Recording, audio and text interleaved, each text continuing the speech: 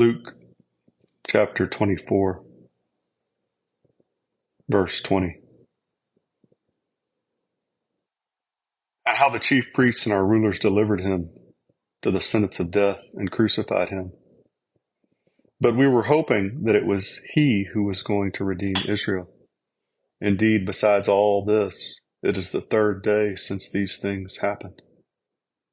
But also some women among us amazed us. When they were at the tomb early in the morning and did not find his body, they came, saying that they had also seen a vision of angels who said that he was alive. Some of those who were with us went to the tomb and found it just exactly as the women also had said, but him they did not see. And he said to them, O foolish men, and slow of heart to believe in all that the prophets have spoken. Was it not necessary for the Christ to suffer these things and to enter into his glory? Then, beginning with Moses and with all the prophets, he explained to them the things concerning himself in all the scriptures. And they approached the village where they were going, and he acted as though he were going further. But they urged him, saying, Stay with us, for it is getting toward evening, and the day is now nearly over. So he went in to stay with them. When he had reclined at the table with them, he took the bread and blessed it, and breaking it, he began giving it to them. Then their eyes were opened, and they recognized him, and he vanished from their sight. They said to one another, Were not our hearts burning within us while he was speaking to us on the road, while he was explaining the scriptures to us? And they got up that very hour and returned to Jerusalem, and found gathered together the 11, and those who were with them, saying, The Lord has really risen, and has appeared to Simon.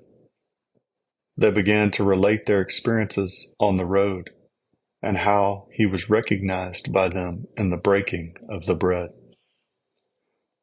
Other appearances. While they were telling these things, he himself stood in their midst and said to them, Peace be to you. But they were startled and frightened, and thought that they were seeing a spirit. And he said to them, Why are you troubled? And why do doubts arise in your hearts? See my hands and my feet, that it is I myself.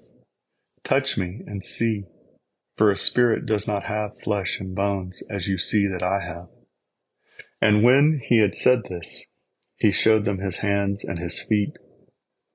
While they still could not believe it because of their joy and amazement, he said to them, Have you anything to eat? They gave him a piece of broiled fish, and he took it and ate it before them.